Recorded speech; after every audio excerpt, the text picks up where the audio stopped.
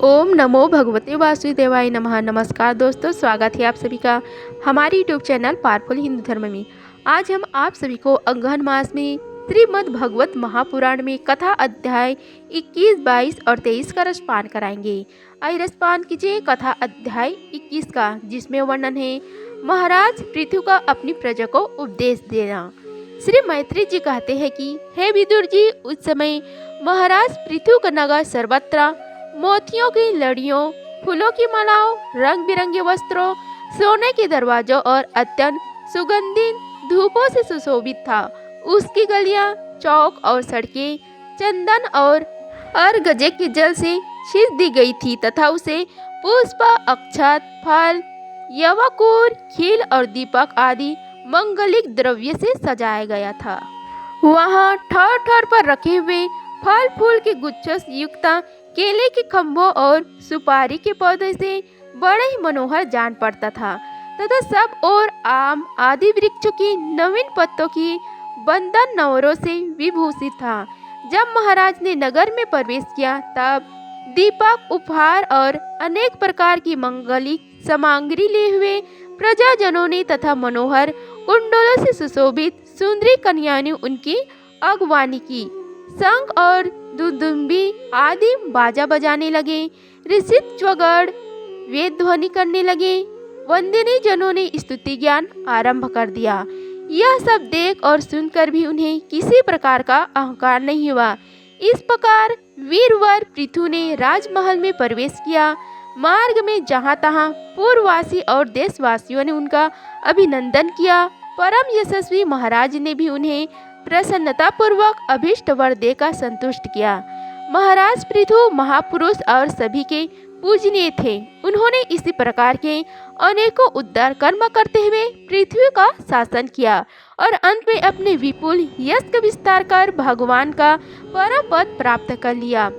सूत जी कहते हैं कि हे मुनिवर सनक जी, इस प्रकार भगवान मैत्रेय के मुख से आदिराज पृथु का अनेक प्रकार के गुणों से संपन्न और गुणवनों द्वारा प्रशंसित विस्तृत सुयश सुनकर परम भागवत विदुर जी ने उनका अभिनंदन करते हुए कहा। श्री विदुर जी बोले, हे ब्राह्मणों ने पृथु का अभिषेक किया। समस्त देवताओं ने उन्हें उपहार दिए। उन्होंने अपनी भुजाओं में वैष्णव तेज को धारण किया और उससे पृथ्वी का दोहन किया। उनके इस पराक्रम से उच्चिष्ट रूप विषय भोगों से ही आज भी संपूर्ण राजा तथा लोकपालकों के सहित समस्त लोग इच्छा अनुसार जीवन निर्वाह करते हैं। भला ऐसा कौन समझदार होगा जो उनकी पवित्र कीर्ति सुनना न चाहेगा। अतः अभी आप मुझे उनके कुछ और पवित्र चरित्र सुनाइए। श्री मैत्रेय जी ने कहा, हे साधु श्रेष्ठ विदुर जी, महाराज पृथु गंगा और यमुना के मध्यवर्ती देश में निवास कर अपने पूर्ण कर्मों के क्षय की इच्छा से प्राबंधवश प्राप्त हुए भोगों को ही भोगते थे। ब्राह्मण वंश और भगवान के संबंधी श्री विष्णु भक्तों को छोड़कर उनका सातों द्वीपों के सभी पुरुषों पर अखंड एवं अबाध शासन था। एक बार उन्होंने एक महासत्र की दीक्षा ली। उस समय वहां देवताओं, ब्रह्म ऋषियों और राजर्षियों का बहुत बड़ा समाज एकत्रित हुआ। उस समाज में महाराज पृथु ने उन पूजनीय अतिथियों का यथा योग्य सत्कार किया और फिर उस सभा में नक्षत्र मंडल में चंद्रमा के समान खड़े हो गए।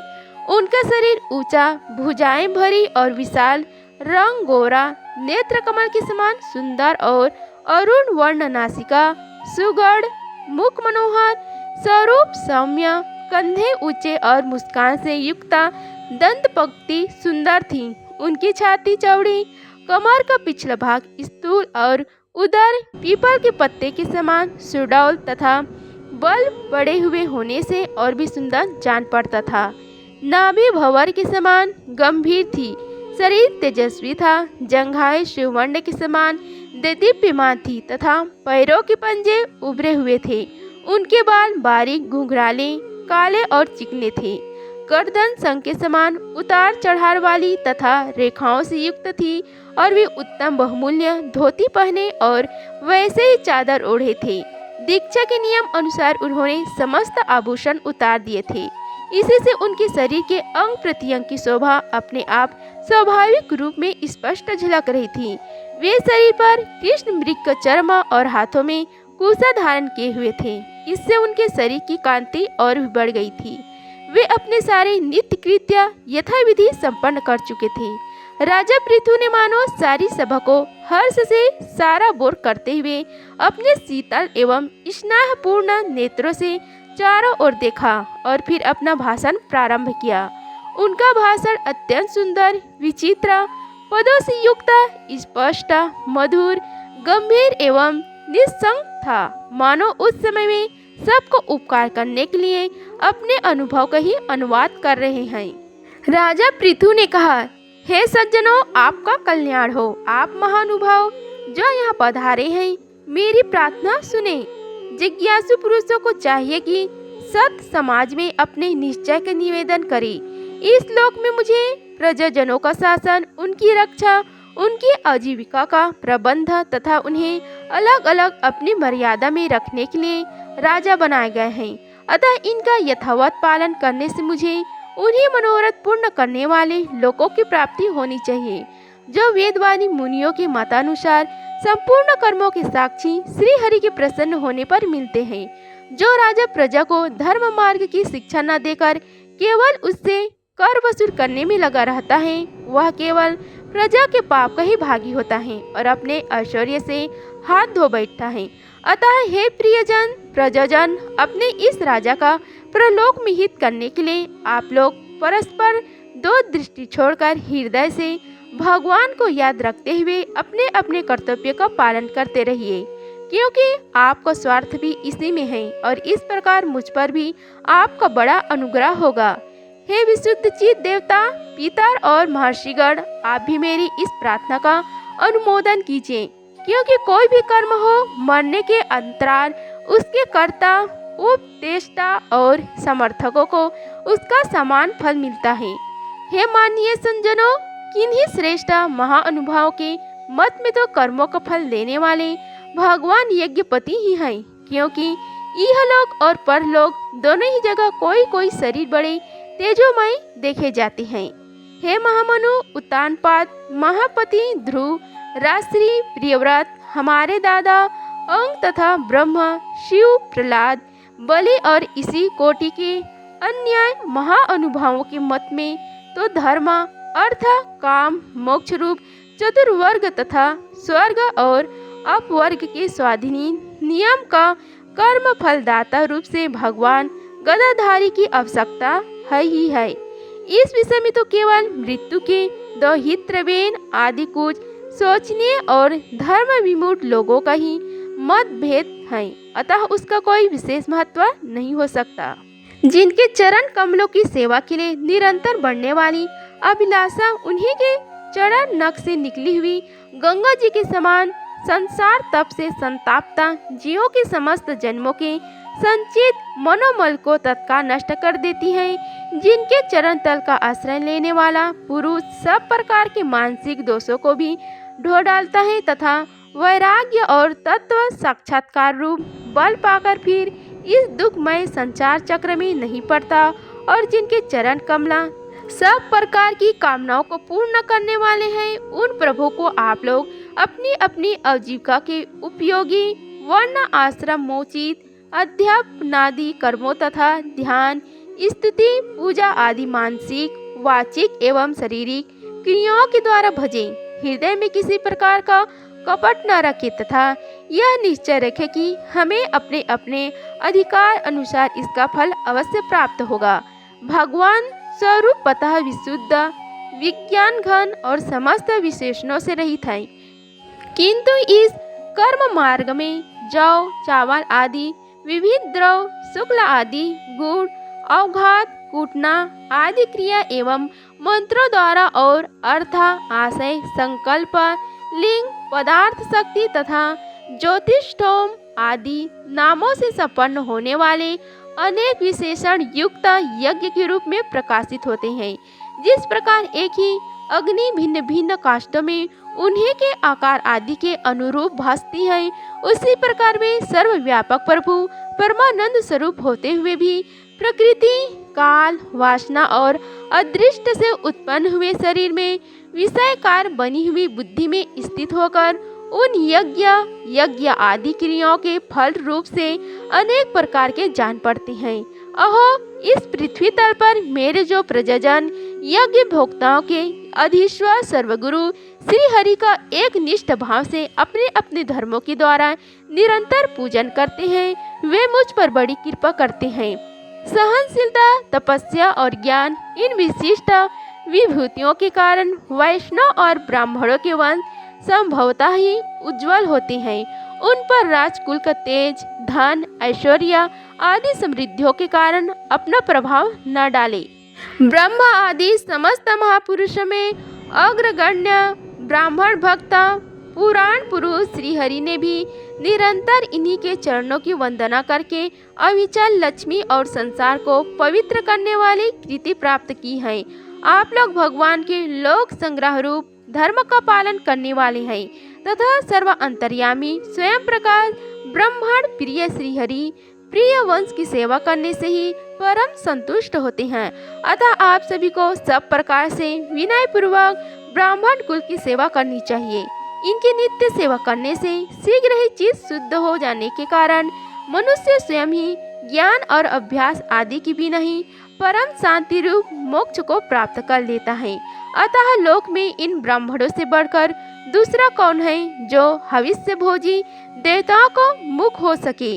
उपनिषदों के ज्ञान परक वचन एकमात्र जिनमें ही गतार्थ होते हैं, वे भगवान अनंत इत्यादि यज्ञों देवताओं के नाम से तत्वज्ञानियों द्वारा ब्राह्मणों के मुख में श्रद्धा पूर्वक हवन किए हुए पदार्थों को जैसे चाव से ग्रहण करते हैं, वैसे चेतना शून्य अग्नि में होम में हुए द्रव्य को नहीं ग्रहण करते।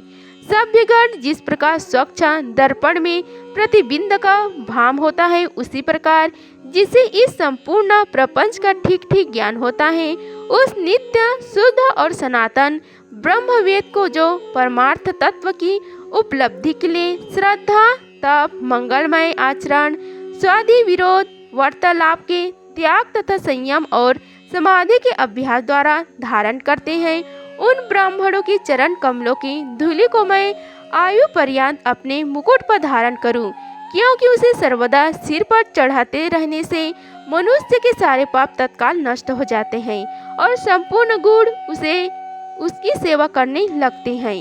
उस गुणवान, शील संपन्न, कृतज्ञ और गुरुजनों की सेवा करने वाले पुरुष के पास सारी संपदाएं अपने आप ही आ जाती हैं। अतः मेरी तो यही अभिलाषा है कि ब्राह्मण कुल, गोवंश और भक्तों के सही श्री हरि भगवान मुझ पर सदा प्रसन्न रहे।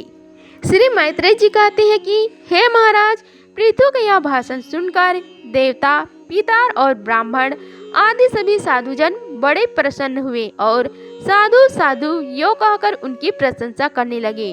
उन्होंने कहा, पुत्र के द्वारा पिता पूर्ण लोक को प्राप्त कर लेता है, यह श्रुति यथार्थ है। पापी वेन ब्राह्मणों के श्राप से मारा गया था, फिर भी इनके पूर्ण बल से उनका नरक से विस्तार हो गया है। इसी प्रकार हिरण्यकश्यप भी भगवान की निंदा करने के कारण नरकों में गिरने वाला ही था कि अपने पुत्र प्रहलाद के प्रभाव से उन्हें पार कर गया। हे वीरवर पृथु जी, आप तो पृथ्वी के पिता ही हैं और सब लोगों के एकमात्र स्वामी श्री हरि में भी आपकी ऐसा अविचल भक्ति है, इसलिए आप अनंत वर्षों तक जीवित रहे। आपका संयोग बड़ा पवित्र है। आप उदार कीर्ति ब्राह्मण देव श्री हरि कथाओं का प्रचार करते हैं। हमारा सौभाग्य है कि आज आपको आपने स्वामी के रूप में पाकर हम अपने आप को भगवान के ही राज्य में समझते हैं। हे स्वामी, आपने आश्रितों को इस प्रकार श्रेष्ठ उपदेश देना आपके लिए कोई आश्चर्य की बात नहीं है, क्योंकि अपनी प्रजा के ऊपर प्रेम रखना तो करुणामय महापुरुषों का स्वभाव ही होता है। हम लोग प्रबंधवश विवेकहीन होकर संसार रण्य में भटक रहे थे। हे प्रभु, आज आपने हमें इस अज्ञान अंधकार के पार पहुंचा दिया है। आप शुद्ध सत्वमय परम पुरुष हैं, जो ब्राह्मण जाति में प्रविष्ट होकर क्षत्रियों की और क्षत्रिय जाति में प्रविष्ट होकर ब्राह्मणों की तथा दोनों जातियों में प्रतिष्ठित होकर सारे जगत की रक्षा करते हैं। हमारा आपको नमस्कार है। इति श्री भागवत महापुराणे चतुर्थ स्कंद में कथा अध्याय 21 का समाप्त हुआ। आइए अब रसपान कीजिए कथा अध्याय 22 का, जिसमें वर्णन है महाराज पृथ्वी को सनक आदि का उपदेश।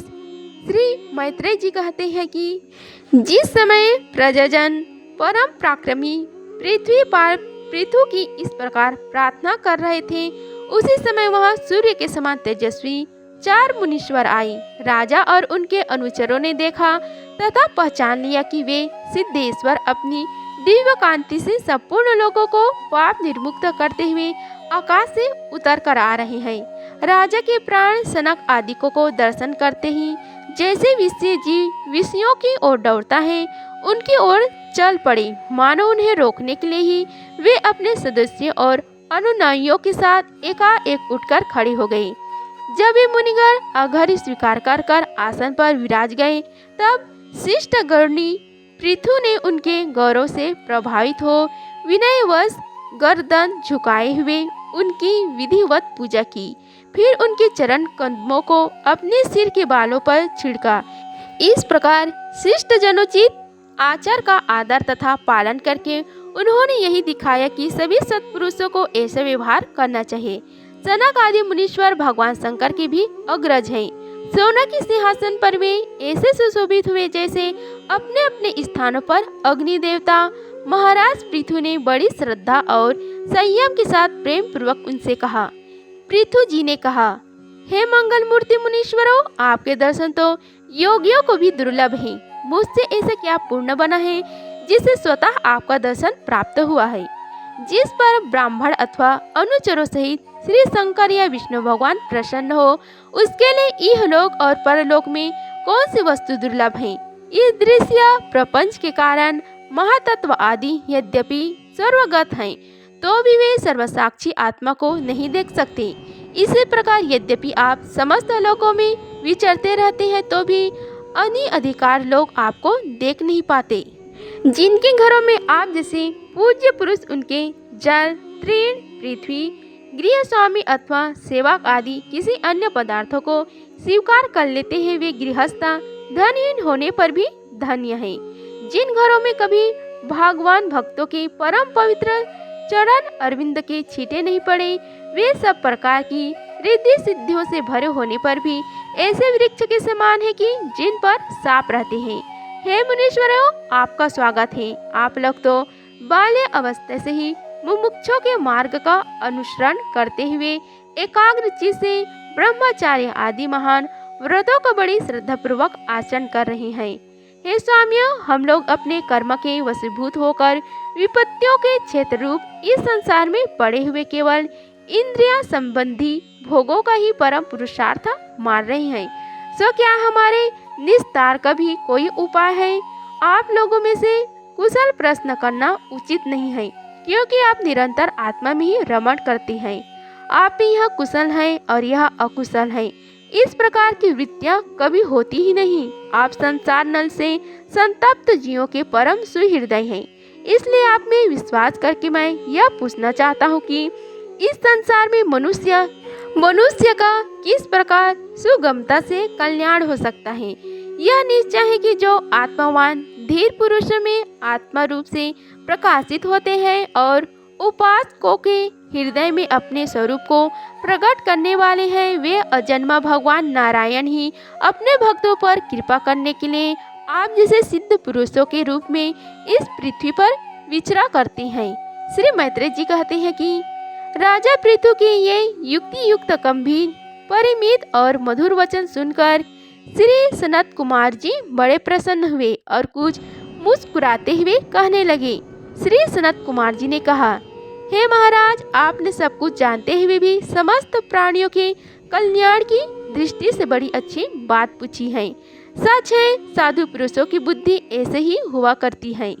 सत्पुरुषों का समागम श्रोता और वक्ता दोनों को ही अभिमत होता है, क्योंकि उनके प्रश्न उत्तर सभी का कल्याण करते हैं। हे राजन, श्री मधुसूदन भगवान के चरण कमलों के गुण वादन में अवश्य ही आपकी अविचल प्रीति है। हर किसी को इसका प्राप्त होना बहुत कठिन है और प्राप्त हो जाने पर यह हृदय के भीतर रहने वाले उस वासना रूप मल को सर्वदा नष्ट कर देती हैं, जो और किसी उपाय से जल्दी नहीं छूटा। शास्त्र जीवों के कल्याण के लिए भली भांति विचार करने वाले हैं। उनमें आत्मा से भिन्न देह आदि के प्रति वैराग्य तथा अपने आत्मस्वरूप निर्गुण ब्रह्म में सुदृढ़ अनुराग होना, यही कल्याण का साधन निश्चित किया गया है। शास्त्रों का यह भी कहना है कि गुरु और शास्त्रों के वचनों में विश्वास रखने से, भागवत धर्मों का आचरण करने से, तत्व जिज्ञासा से, ज्ञानियों की निष्ठा से, योगेश्वर श्री हरि की उपासना से, नित्य प्रति पूर्ण कृति श्री भगवान की पावन कथाओं को सुनने से, जो लोग धन और इंद्रियों के भोग में ही रत हैं, उनकी गोष्ठी में प्रेम न रखने से, उन्हें प्रिय लगने वाले पदार्थों को आसक्ति पूर्वक संग्रह न करने से, भागवत गुड़ अमृत का पान करने के सिवाय अन्य समय आत्मा में ही संतुष्ट रहते हुए एकांत सेवन में प्रेम रखने से, किसी भी जीव को कष्ट न देते हुए निवृत्त निष्ठा से आत्महित का अनुसंधान करते रहने से, श्री हरि के पवित्र चरित्र रूप श्रेष्ठ अमृत का आस्वादन करने से, निष्काम भाव से यम नियमों का पालन करने से, कभी किसी का निंदा न करने से, योग क्षेम के लिए प्रयत्न न करने से, शीतोष्ण आदि द्वंद्वों को सहन करने से, भक्त जनों के कानों को सुख देने वाले श्री हरि के गुणों का बार बार वर्णन करने से और बढ़ते हुए भक्ति भाव से मनुष्य का कार्य कारण रूप संपूर्ण जड़ प्रपंच से वैराग्य हो जाता है और आत्मस्वरूप निर्गुण पर ब्रह्म में अनायास उसकी प्रीति हो जाती है। पर ब्रह्म में सुदृढ़ प्रीति हो जाने पर पुरुष सद्गुरु की शरण लेता है। फिर ज्ञान और वैराग्य के प्रबल वेग के कारण वासना शून्य हुए अपने अविद्या 5 प्रकार के क्लेशों से युक्त अहंकारात्मक अपने लिंग शरीर को वह उसी प्रकार भस्म कर देता है जैसे अग्नि लकड़ी से प्रकट होकर फिर उसी को जला डालती है। इस प्रकार लिंग देह का नाश हो जाने पर वह उसके कर्तव्य आदि सभी गुणों से मुक्त हो जाता है। फिर तो जैसे स्वप्न अवस्था में तरह तरह के पदार्थ देखने पर भी उसे जग पड़ने पर उनमें से कोई चीज दिखाई नहीं देता, उसी प्रकार वह पुरुष शरीर के बाहर दिखाई देने वाले घट पट आदि और भीतर अनुभव होने वाले सुख दुख आदि को भी नहीं देखता। इस स्थिति के प्राप्त होने से पहले ये पदार्थ भी जीव आत्मा और परमात्मा के बीच में रहकर उनका भेद कर रहे थे। जब तक अंतःकरण रूप उपाधि रहती है तभी तक पुरुषों को जीवात्मा इंद्रियों के विषय में और इन दोनों को संबंध कराने वाले अहंकार का अनुभव होता है।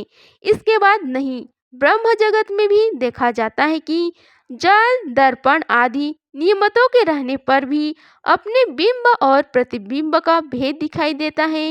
अन्य समय नहीं। जो लोग विषय चिंता में लगे रहते हैं उनकी इंद्रियां विषयों में फंस जाती हैं तथा मन को भी उन्हीं की ओर खींच ले जाती हैं। फिर तो जैसे जलाशय के तीर पर उगे हुए कुश आदि अपनी जड़ों से उनका जल खींचते रहते हैं, उसी प्रकार इंद्रियासक्त मन बुद्धि की विचार शक्ति को क्रमशः हर लेता है। विचार शक्ति के नष्ट हो जाने पर पूर्व पर की स्मृति जाती रहती है और स्मृति का नाश हो जाने पर ज्ञान नहीं रहता। इस ज्ञान के नाश को ही पंडित जन अपने आप अपना नाश करना कहते हैं, जिसके उद्देश्य से अन्य सब पदार्थों में प्रियता का बोध नहीं होता। उस आत्मा का अपने द्वारा ही नाश हो जाने से जो स्वार्थ हानि होती है उससे बढ़कर लोक में जीवों की और कोई हानि नहीं है।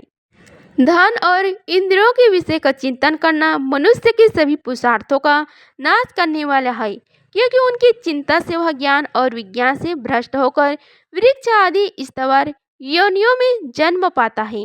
इसलिए जिसे अज्ञान अंधकार से पार होने की इच्छा हो उस पुरुष के विषयों में आसक्ति कभी नहीं करनी चाहिए, क्योंकि यह धर्म अर्थ काम और मोक्ष की प्राप्ति में बड़ी बाधक है। इन 4 पुरुषार्थों में भी सबसे श्रेष्ठ मोक्ष ही माना जाता है, क्योंकि अन्य 3 पुरुषार्थों में सर्वदा काल का भय लगा रहता है।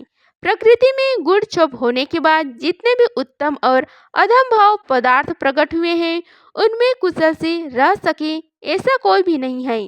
काल भगवान उन सभी के कुशल को कुचलते रहते हैं। अतः हे राजन, जो भगवान देह इंद्रियां प्राण, बुद्धि और अहंकार से आवृत सभी स्थवर जगह में प्राणियों की हृदय में जीवों के नियम का अंतर्यामी आत्म रूप से सर्वत्र साक्षात प्रकाशित हो रहे हैं, उन्हें तुम वह मैं ही हूँ ऐसा जानो। जिस प्रकार माला की ज्ञान हो जाने पर उसमें सर्वबुद्धि नहीं रहती, उसी प्रकार विवेक हो जाने पर जिसका कहीं पता नहीं लगता, ऐसे यह मायामय प्रपंच जिसमें कार्य कारण रूप से प्रतीत हो रहा है और जो स्वयं कर्म फल कुलसित प्रकृति से परे है, उस नित्य मुक्त निर्मल और ज्ञान स्वरूप परमात्मा को मैं प्राप्त हो रहा हूँ। संत महात्मा जिनके चरण कमलों के अंगुली दल की छिटकी हुई छटा का स्मरण करके अहंकार रूप हृदय ग्रंथि को जो कर्मों से गठती है, इस प्रकार छिन्न भिन्न कर डालते हैं कि समस्त इंद्रियों का प्रत्याहार करके अपने अंतःकरण को निर्विषय करने वाले सन्यासी भी वैसे नहीं कर पाते। तुम उन सर्वाश्रय भगवान वासुदेव का भजन करो। जो लोग मन और इंद्रिय रूप मार्गों से भरे हुए इस संसार सागर को योग आदि दुष्कर साधनों से पार करना चाहते हैं, उनका उस पार पहुंचाना कठिन ही है, क्योंकि उन्हें कर्णधार रूप श्री हरि का आश्रय नहीं है। अतः तुम तो भगवान के आराधने चरण कमलों को नौका बनाकर अनायास ही इस दुष्ट समुद्र को पार कर लो। श्री मैत्रेय जी कहते हैं कि हे विदुर जी, ब्रह्म जी की पुत्रा आत्मज्ञानी सनक आदि कुमारों जी से इस प्रकार आत्म तत्व को उपदेश पाकर महाराज पृथु ने उनकी बहुत प्रशंसा करते हुए कहा। राजा पृथु ने कहा, हे भगवान, दीनदयाल श्री हरि ने मुझ पर पहले कृपा की थी, उसी को पूर्ण करने के लिए आप लोग पधारे। आप लोग बड़े ही दयालु हैं। जिस कार्य के लिए आप लोग पधारे थे उसे आप लोगों ने अच्छी तरह संपन्न कर दिया है। अब इसके बदले में मैं आप लोगों को क्या दूं? मेरे पास तो शरीर और इसके साथ जो कुछ है वह सब महापुरुषों का ही प्रसाद है। हे ब्राह्मण, प्राण, स्त्री, पुत्र सब प्रकार की सामग्रियों से भरा हुआ भवन, राज्य, सेना, पृथ्वी और कोश, यह सब कुछ आप ही लोगों का है, अतः आपके ही चरणों में अर्पित है। वास्तव में तो सेनापतित्व, राज्य, दंड विधान और संपूर्ण लोगों के शासन का अधिकार वेद शास्त्रों की ज्ञाता ब्राह्मणों को ही है। ब्राह्मण अपना ही खाता है, अपना ही पहनता है और अपनी ही वस्तु दान देता है। दूसरे क्षत्रिय आदि तो उसी की कृपा से अन्न खाने को पाते हैं। आप लोग वेद के परमगामी हैं। आपने अध्यात्म तत्व का विचार करके हमें निश्चित रूप से समझा दिया है कि भगवान के प्रति इस प्रकार की अभेद भक्ति ही उनकी उपलब्धि का प्रधान साधन है। आप लोग परम कृपालु हैं, अतः आपने इस दिनों उद्धार रूप कर्म से ही सर्वदा संतुष्ट रहे। आपके इस उपकार का बदला कोई क्या दे सकता है? उसके लिए प्रयत्न करना भी अपनी हंसी करना ही है। मैत्रेय जी कहते हैं कि हे विदुर जी, फिर आदिराज पृथ्वी ने आत्मज्ञानियों में श्रेष्ठ सनक आदि की पूजा की और वे उनके शील की प्रशंसा करते हुए सब लोगों के सामने ही आकाश मार्ग में चले गए। महात्माओं ने अग्रगण्य महाराज पृथु उनसे आत्म उपदेश पाकर चित्त की एकाग्रता से आत्मा में ही स्थित रहने के कारण अपने को कृतज्ञ सा अनुभव करने लगे हैं। वे ब्राह्मण बुद्धि से समय, स्थान, शक्ति, न्याय और धन के अनुसार सभी कर्म करते थे। इस प्रकार एकाग्र चित्त से समस्त कर्मों का फल परमात्मा को अर्पण करके आत्मा को कर्मों का साक्षी एवं प्रकृति से अतीत देखने के कारण वे सर्वथा निर्लिप्त रहे। जिस प्रकार सूर्योदय सर्वत्र प्रकाश करने पर भी वस्तुओं के गूढ़ दोषों से निर्लेप रहते हैं, उसी प्रकार सार्वभौम साम्राज्य लक्ष्मी से संपन्न और गृहस्थ आश्रम में रहते हुए भी अहंकार शून्य होने के कारण वे इंद्रियों के विषयों में आसक्त नहीं हुए। इस प्रकार आत्मनिष्ठ में स्थित होकर सभी कर्तव्य कर्मों का यथोचित रीति से अनुष्ठान करते हुए उन्होंने अपनी भार्या अर्ची के गर्भ से अपने अनुरूप 5 पुत्र उत्पन्न किए। उनके नाम विजितस्व, धूम्रकेश, हर्यश्च, द्रविड़ और वृक थे। महाराज पृथु भगवान के अंश थे। वे समय समय पर जब जब आवश्यक होता था जगत के प्राणियों की रक्षा के लिए अकेले समस्त लोकपालकों के गुण धारण कर लिए करते थे। अपने उदार, मन प्रिय और हितकार वचन, मनोहर मूर्ति और सौम्य गुणों के द्वारा प्रजा का रंजन करते रहने से दूसरे चंद्रमा के समान उनका राजा यह नाम उसका सार्थक हुआ। सूर्य जिस प्रकार गर्मी में पृथ्वी के जल खींचकर वर्षा काल में उसे पुनः पृथ्वी पर बरसात देता है तथा अपनी किरणों से सबको ताप पहुंचाता है, उसी प्रकार वे काल रूप से प्रजा का धन लेकर उसे दुष्काल आदि के समय मुक्त हस्त से प्रजा के हित में लगा देते थे तथा सब पर अपना प्रभाव जमाए रखते थे। वे तेज में अग्नि के समान दुर्धर्ष, इंद्र के समान अजय, पृथ्वी के समान क्षमाशील और स्वर्ग के समान मनुष्य की समस्त कामनाएं पूर्ण करने वाले थे। समय समय पर प्रजाजनों को तृप्त करने के लिए वे मेघ के समान उनके अभीष्ट अर्थों को खुले हाथ से लुटाते रहते थे। वे समुद्र के समान गंभीर और पर्वतराज सुमेरु के समान धैर्यवान भी थे। महाराज पृथु दुष्टों के दमन करने में यमराज के समान, आश्चर्यपूर्ण वस्तुओं के संग्रह में हिमालय के समान, कोष की समृद्धि करने में कुबेर के समान और धन को छुपाने में वरुण के समान थे। शारीरिक बल, इंद्रियों की पटुता तथा पराक्रम में सर्वत्र गतिशील वायुओं के समान और तेज की असह्यता में भगवान शंकर के समान थे। सौंदर्य में कामदेव के समान, उत्साह में सिंह के समान, वात्सल्य में मनु के समान और मनुष्यों के आधिपत्य में सर्वसामर्थ ब्रह्मा जी के समान थे। ब्रह्म विचार में बृहस्पति, इंद्र यज्ञ में साक्षात श्रीहरि तथा गांव, ब्राह्मण, गुरुजन एवं भागवत भक्तों की भक्ति, लज्जा, विनय, शील एवं परोपकार आदि गुणों में अपने ही समान अनुपम थे। लोक त्रिलोक में सर्वत्र उच्च स्वर से उनकी कीर्ति का गान करते थे। इसे वे स्त्रियों तक के कानों में वैसे ही प्रवेश पाए हुए थे जैसे सत्पुरुषों के हृदय में श्री राम। इति श्री भागवत महापुराणे में चतुर्थ स्कंद में कथा अध्याय 22 का समाप्त हुआ। अगर आप सभी को हमारी वीडियो अच्छी लगी होगी तो वीडियो को लाइक कीजिए, चैनल को सब्सक्राइब कीजिए और कमेंट बॉक्स में ओम नमो भगवते वासुदेवाय लिखिए। धन्यवाद। मिलते हैं अगले वीडियो में, तब तक के लिए जय श्री राधे कृष्णा।